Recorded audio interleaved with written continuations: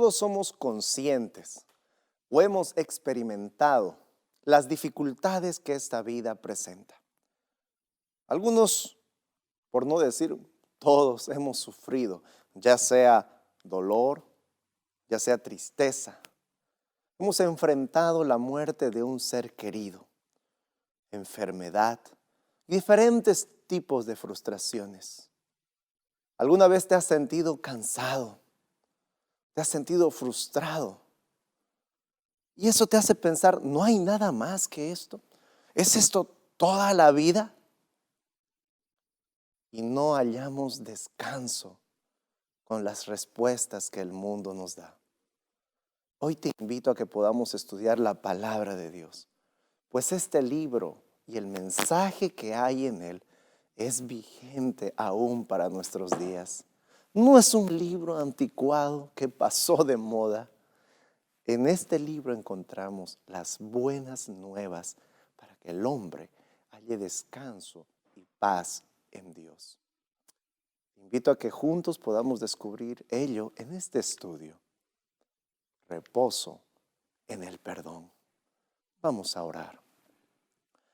Padre nuestro, te damos la gloria y la honra en este día, Señor. Nos colocamos en tus manos de amor y pedimos tu palabra que nos pueda instruir, Señor, en esta vida y podamos hallar descanso en este mundo, en esta vida de dificultad, Señor. En el nombre de Jesús. Amén. Mis queridos amigos, nuevamente, antes de empezar al tema, les recuerdo que puedes descargar esta presentación donde se encuentran muchos versículos que no tocaremos por el asunto del tiempo. Entonces estás cordialmente invitado a ir a YouTube, si estás viendo por televisión, ir a YouTube del canal de la red Adevenir. Ahí podrás encontrar esta presentación descargando en el link que está en la descripción. Que Dios te bendiga y puedas compartirlo con tus hermanos, con tus familiares, con tus amigos, este estudio que vamos a tener hoy. Muy bien, entonces entramos directamente en el estudio. El tema de hoy es el reposo del perdón. El reposo del perdón. Y como es de costumbre, lo hemos dividido en 3 secciones.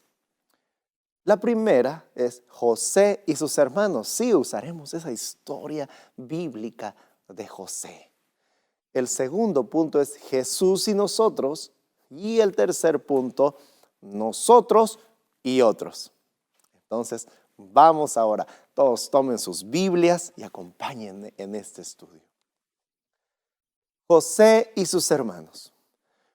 Cuando por orden de su padre, José llevó provisiones a sus 10 hermanos en Siquem, ¿qué sucedió? Los hermanos de José le quitaron esa túnica hermosa que tenía de colores que su padre se la había elaborado, se la quitaron, lo arrojaron a un pozo, lo vendieron a los comerciantes ismaelitas y mojaron su túnica con sangre y le mostraron la túnica ensangrentada a su padre Jacob, diciendo que una fiera había dado muerte a su precioso hijo. Pregunta 2. ¿Cuál de los hermanos de José fue culpable de sugerir que vendieran a José a los comerciantes ismaelitas? Según Génesis 37, versículo 26 al 27, el hermano de José, Judá, sí, de donde viene la tribu de Judá, aquel mismo Judá fue quien sugirió que vendieran a José a los ismaelitas, quienes lo vendieron como esclavo a Egipto. Pregunta 3.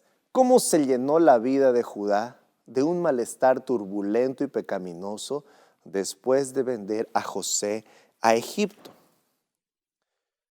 Quiero que aquí hagamos un paréntesis y quiero que veamos la actitud de esa persona, de Judá. Esa maldad, ese deseo de hacerle mal a aquel más cercano, su hermano, era un hermano menor. Después de vender a José a Egipto, escuchen lo que pasó con esta persona. Judá se casó con una mujer cananea. Ella murió después de tener 3 hijos. Los hijos de Judá fueron hombres malvados. Se asoció con una prostituta que resultó ser la nuera a la que había defraudado. Y ella lo engañó para que se hiciera justicia. ¿Qué vida después de haber hecho daño a un inocente? Piensen en ello. Nosotros muchas veces vemos injusticias en el mundo, pero vean cómo las personas que realizan esas injusticias viven. Eso es lo que nosotros no vemos. Solo vemos la parte en donde el injusto, el impío se ve triunfante, se ve feliz. Pero hay que ver la vida que tienen esas personas. Una vida sin Dios es triste, vacía. Vamos a continuar. Pregunta 4. ¿Cuándo encontró José reposo en relación con el pecado que sus hermanos cometieron contra él?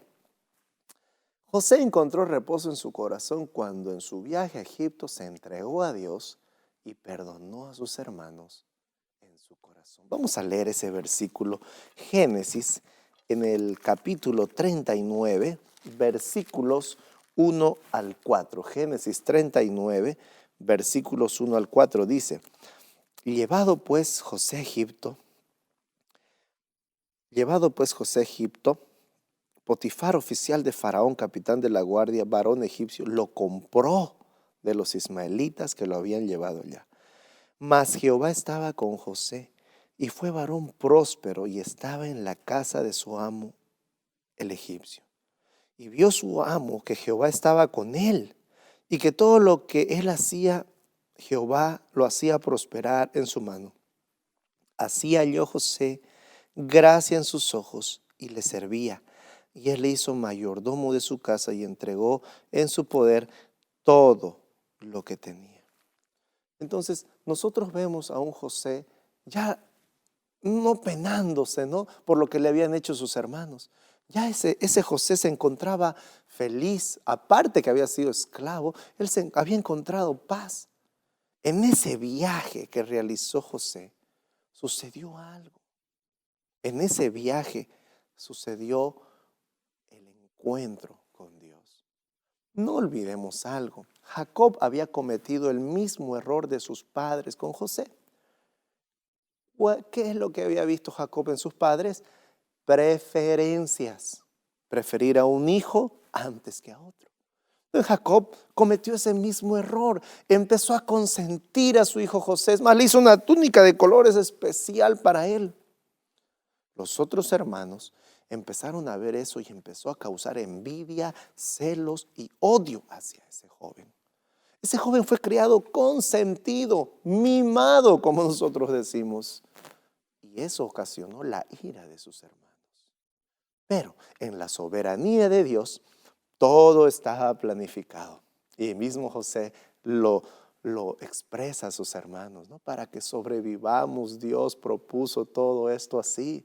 Encontró paz en la soberanía de Dios. Él pudo haber odiado toda su vida a sus hermanos, pero ahora descubriendo que él era el segundo después del faraón en Egipto, descubrió que los planes de Dios son perfectos. Me imagino que si Romanos estuviera escrito en esa época, José hubiera dicho: y sabemos que a los que aman a Dios, todas las cosas les ayudan a bien. Entonces, el encuentro con Dios es lo que cambió a José. Pregunta 5. ¿A través de qué medios estaba obrando el Espíritu Santo para convencer a los hermanos de José de su pecado? El Espíritu Santo obró a través de las consecuencias individuales de los hermanos de José, a través de la protesta de Rubén y especialmente a través del trato rudo de José hacia ellos cuando vinieron a comprar maíz. Ahí vemos, ¿no?, cómo sus conciencias, los hermanos, estaba nuevamente sintiendo esa culpa de su acto. Muchos de nosotros tratamos de, como cuando llega a la visita, poner las cosas debajo de la alfombra para que no se vean. Pero yo quiero leerles el Salmo 32 Y con esas acciones nosotros nunca vamos a encontrar paz. Quiero leerte el Salmo 32, versículo 2 y 3. Dice lo siguiente. Versículo 3. Mientras callé se envejecieron mis huesos en mi gemir todo el día. Mientras no confieso mi pecado, mientras yo me lo guardo el pecado y pienso que nadie más lo sabe, y nos olvidamos de que Dios es omnipotente, omnisciente, que Él ve, conoce a la perfección hasta cuántos cabellos tenemos, pensamos que podemos ocultar nuestro pecado. Pero Dios en su infinita sabiduría, cuando tú eres un cristiano, acudes a la Biblia y Dios expone tu pecado ahí. ¿Para qué? Para arrepentimiento del mismo. Pero cuando Dios ocupa no solo la Biblia, sino las consecuencias que trae tu pecado, son llamados a cambiar de actitud, a renovar nuestro compromiso con el Señor, a buscar una reconciliación y perdón con nuestro prójimo. Entonces, todo eso obra para convencer al hombre de pecado. El Espíritu Santo convence de pecado. Muestra nuestra naturaleza. Pregunta 6. Además de la inquieta experiencia de Judá, ¿cuál debe haber sido la experiencia de todos los hermanos de José durante los muchos años que no confesaron sus pecados contra José y su padre? Los hermanos de José deben haber sido continuamente acosados por sus conciencias culpables que no les dieron reposo. Mira, quiero que leas Isaías 57, 21. Isaías 57, 21. Hablará acerca de el impío. Isaías 57 dice: pero los impíos, desde el versículo 20, pero los impíos son como el mar en tempestad, que no pueden estarse quietos, y sus aguas arrojan cieno y lodo. No hay paz, dijo mi Dios, para los impíos. No hay paz para para la persona que guarda y encubre su pecado y no lo confiesa. Pregunta 7. ¿Qué debemos aprender de las difíciles pruebas por las que José hizo pasar a sus hermanos antes de revelarse a ellos? Debemos aprender que José actuó como Dios. Escuchen esto. Cuando José ve a sus hermanos venir, ¿no? Están viniendo ellos a comprar alimento. Cuando José ve a sus hermanos, él pudo haber dicho: hermanos, soy yo, soy José. Miren, yo ya soy casi el faraón. Pudo haber dicho eso. Pero no nos olvidemos que José había sido dotado con tal sabiduría por Dios que en su manera de actuar él siempre consultaba a Dios. Me imagino que él oró al Señor, pidió sabiduría para su accionar. Él sabía que sus hermanos le habían cometido una afrenta terrible, que no honraban a su padre, pues a su hijo le habían vendido como un esclavo. Él tenía la manera de actuar. Entonces, por eso dice que Josué actuó como Dios, que actúa con amor extremo y un deseo de que confesemos nuestros pecados y demos evidencia de que nos hemos alejado de ellos. ¿Cómo lo hicieron los hermanos de José al no envidiar que Benjamín recibiera mayores favores? Cuando hacemos esto, Dios se nos revela con mayores bendiciones. Entonces, Dios es instructivo, mis queridos hermanos. Dios instruye. Muchas veces Dios en su soberanía permite que caigamos en un foso de desesperación, porque solo ahí donde toda ayuda humana no aparece, donde toda ayuda humana no es suficiente, donde todo mi dinero acumulado no es suficiente, donde todos los viajes que yo pueda realizar al mundo no son suficientes para calmar esta ansiedad, para que mi alma haya reposo, no es suficiente, donde no es suficiente que tenga 1, 2 o 3 mujeres, no es suficiente. Ahí es donde el hombre se encuentra en un estado de sin descanso y ve que no lo puede obtener de la manera horizontal. Por eso que muchas personas en la camilla del hospital, cuando solamente su vista está hacia el cielo, es en donde recuerdan que hay un Dios misericordioso, tardo para la ira y grande en benignidad. ¿Qué debemos aprender de las difíciles pruebas por las que José hizo pasar a sus hermanos antes de rebelarse? Que Josué actuó como Dios, que muchas de las pruebas vienen para revelarnos algo maravilloso. Decía un gran predicador que las pruebas, las dificultades y las tristezas son un negro terciopelo en donde brilla con mayor fuerza el diamante de la misericordia de Dios. Pregunta 8. ¿Cómo se describió Dios a sí mismo ante Moisés cuando su pueblo pecó gravemente en el Sinaí?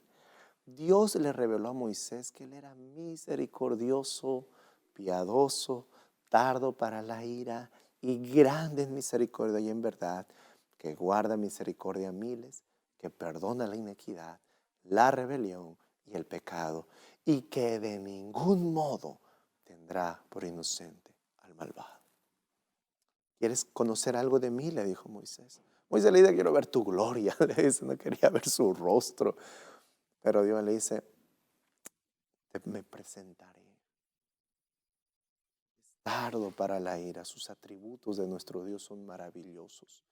Tardo para la ira, grande en misericordia, en bondad y en benignidad. Ese es nuestro Señor. Esos son sus atributos.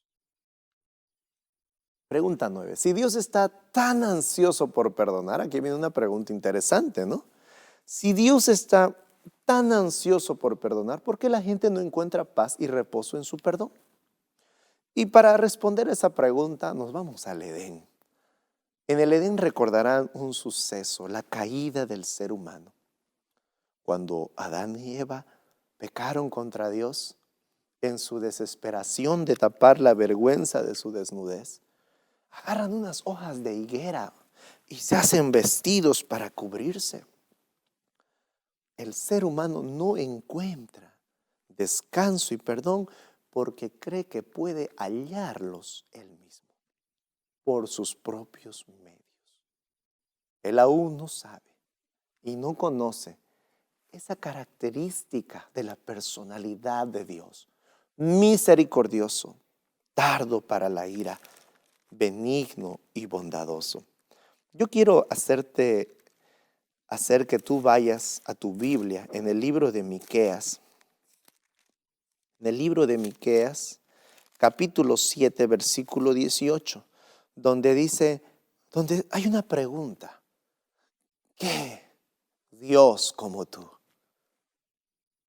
que perdona la maldad y olvida el pecado del remanente de su heredad?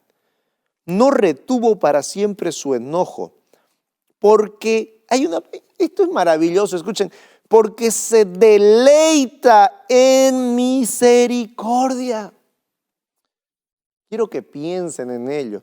Dios se deleita en misericordia.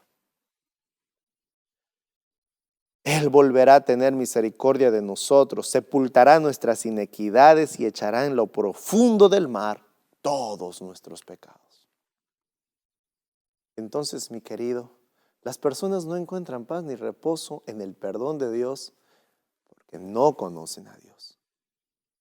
Y al no conocerlo, no lo piden. Pregunta 10. ¿Qué debemos entender de la declaración de Jesús en la cruz? Padre, perdónalos porque no saben lo que hacen.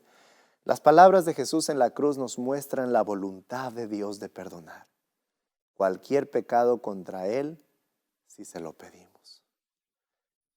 ¿Quiénes más, además de los líderes judíos y los soldados romanos, están incluidos en la oración de Jesús pidiendo el perdón en la cruz? La oración de Jesús por el perdón en la cruz incluye a todos los que clavaron sus manos y pies, es decir, todos los seres humanos, porque fueron nuestros pecados los que clavaron a Jesús en la cruz del Calvario. Cuando tú, Por eso Pablo decía, yo les he mostrado a Cristo crucificado. Esa era su gran predicación de Pablo. Lejos de mí esté gloriarme, sino en la cruz de Jesucristo. Es en la cruz de Jesucristo en donde Dios predica el amor, la misericordia, el perdón y, como lo veremos en un momento, la justicia. Jesús ora, no por sus discípulos que están tristes, sino ora por aquellos que le traspasaron. Padre, perdónalos porque no saben lo que hacen. Por ellos y por todos aquellos pecadores como tú y como yo. Pregunta 12. ¿Qué precio tuvo que pagar Dios para poder perdonar nuestros pecados? Para poder perdonar nuestros pecados, le costó a Dios el precio de sufrir el tormento del infierno por cada persona que haya vivido. Lucas 24:26. Y es aquí donde tengo que conversar algo contigo. Cuando tú perdonas, no es gratis el perdón. El perdón tiene un costo. El perdón, escuchen bien, tiene un costo, mi amigo. Y te lo voy a poner en un ejemplo. Si yo invito a alguien a mi casa y esa persona me hace caer un florero y me lo rompe, yo tengo dos opciones de ir a agarrarlo y decirle, me vas a pagar mi florero. O decirle, vamos, déjalo, fue un accidente, está perdonado. Dos opciones. Si yo decido perdonarlo, el que paga el florero soy yo. Si a ti te hicieron una injusticia, algo malo, te causaron sufrimiento y tú perdonas, estás librando a esa persona, a ese ser que merece un castigo. Lo estás librando de ese castigo al perdonarlo. Y tú estás asumiendo todo ese sufrimiento, toda esa culpa, todo lo que tendría que ir a esa persona. ¿Se entiende? Entonces, Dios es amplio en perdonar. Él es benigno, misericordioso, desea perdonar al pecador. Pero no es que Dios perdona por perdonar. Escuchen esta parte. Dios creó al mundo, haya la luz, haya los árboles, la tierra. No dijo, también haya perdón. No, lo decía un predicador. No, no es así. El perdón a Dios le costó. Él nos perdona. Cristo Jesús, Jesucristo, Dios mismo, asume el costo del perdón en la cruz del Calvario. Nunca se te olvide eso. Es por eso que primero Pablo presenta la cruz del Calvario, en donde podemos visualizar que ese ser precioso, maravilloso, está muriendo porque Él entregó su vida en favor del pecador. Él dio su vida. Él pagó la deuda que tú y yo no podemos pagar. Él vivió una vida que tú y yo no podemos vivir y pagó nuestra deuda muriendo en la cruz del Calvario. Entonces, si Dios solo perdona al pecador, sería injusto. ¿Por qué? Porque Dios está perdonando a un impío. ¿Cómo puedes hacer eso el Señor? Entonces, Satanás mismo diría, oye, yo también quiero volver al cielo. Pero Dios, al perdonar al pecador, Él tiene un trono de juicio, de justicia, y no te olvides que su atributo es que es justo. Entonces, si tú perdonas, tienes que pagar la deuda de ese pecador. Sí, dice Dios, habrá perdón, pero también habrá justicia. Por eso en la cruz del Calvario es el lugar donde la misericordia y la justicia se besaron. Hubo perdón, pero también justicia. Cristo Jesús fue crucificado, muerto por la ira de Dios que tendría que ir para mí que soy un pecador. Pero fue ese ser precioso, puro, santo, sin pecado, que es nuestro Señor Jesucristo. Cuando Dios perdona nuestros pecados, lo olvidamos nosotros. Y Él, como leímos hace un momento en Miqueas, ¿no? Dios lo olvida. Pero escuchen esto, un pecado perdonado no es un pecado olvidado. Los hermanos de José no olvidaron su pecado cuando fueron perdonados, porque aún lo recordaron 17 años después, cuando su padre murió. Y Dios no borra nuestros pecados y cierra sus libros de registro en el momento en que aceptamos su perdón, sino que el olvido llega en el momento del juicio final. Aquel momento en donde tu cuerpo será transformado, tu mente renovada. Lo que sí tenemos que recordar lo siguiente, que cuando Jesucristo, cuando creemos en Él, creemos en el Señor Jesucristo, creo que Él tuvo una vida perfecta por mí y murió la muerte que yo debía morir, creo en Él, en su justicia. Ese momento el pecador es declarado justo, no por sus obras, sino por los méritos de Jesucristo. Y podemos gozarnos y deleitarnos en ello. En el cielo hay fiesta. Muchos de nosotros nos hemos olvidado de también gozarnos en ese intercambio divino. ¿Cómo ilustra la historia de los dos deudores en Mateo 18 que perdonar no es olvidar? La historia de Jesús de los dos deudores ilustra la verdad de los pecados perdonados, que los pecados perdonados pueden volver sobre una persona si esa persona no perdona a los demás. Es interesante esta parábola de los dos deudores, ¿no? Ya que a una persona se le perdona 10,000 talentos y sale libre, feliz, pero él no quería perdonar a una persona que le debía una suma mucho menos que esa. Por eso en la oración modelo, en el Padre Nuestro, Jesús les dice: Padre, perdónanos como también nosotros perdonamos a los que nos ofenden. Una señal de que tú has experimentado la gracia de Dios y entiendes que tú no mereces esa gracia porque por gracia sois salvos, una señal es que tú también demostrarás esa misericordia por tu prójimo. Si no caemos en la actitud de este hombre, de que Dios me perdonó algo imperdonable, inexcusable, pero yo no puedo perdonar una simple ofensa a mi prójimo. Mi amigo, revisa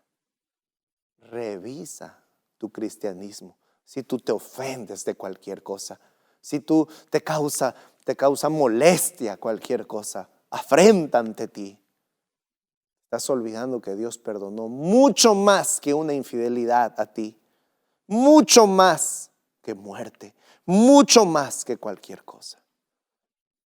Por eso, en la cruz del Calvario están las respuestas para el hombre. Es de lo que testifica este libro.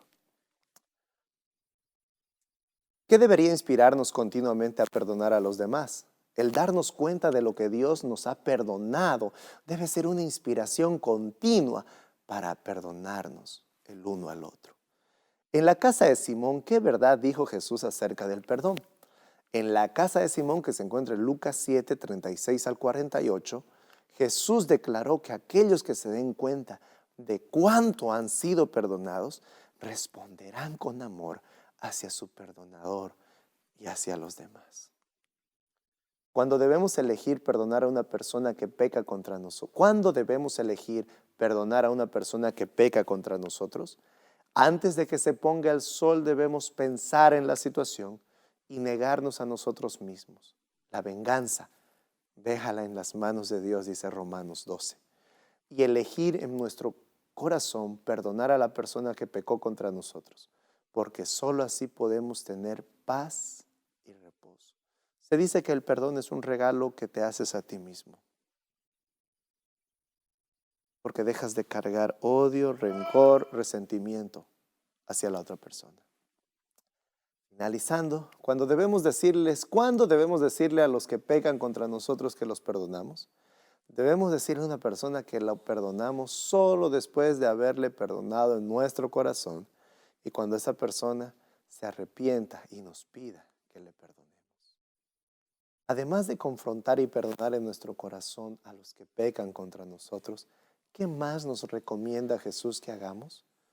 Jesús dice, orad por los que os ultrajan y os persiguen.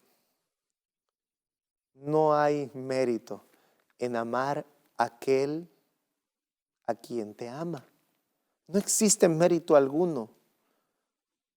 El mérito se encuentra en amar a tus enemigos, en amar al que te persigue. Y en la cruz del Calvario podemos encontrar algo. Jesucristo no moría por los que le aman. Es más, al ser colgado en un madero fue rechazado por la humanidad y rechazado por el cielo, ni en el cielo ni en la tierra. Como cordero al matadero, fue despreciado y desechado. Pero por aquellos sus enemigos que somos nosotros, Él en la cruz del Calvario dijo, Padre, perdónalos porque no saben lo que hacen. Querido hermano, que la cruz de Jesucristo sea el mensaje de amor de Dios para el mundo, pero especialmente para ti. Allí encontrarás que Dios te perdonó, pero te perdonó por un precio, nuestro Señor Jesucristo. Mirad cuán amor nos ha dado el Padre, en que siendo aún pecadores, nos amó Jesucristo. Y todo aquel que en Él crea, tendrá la vida eterna. Que Dios te bendiga.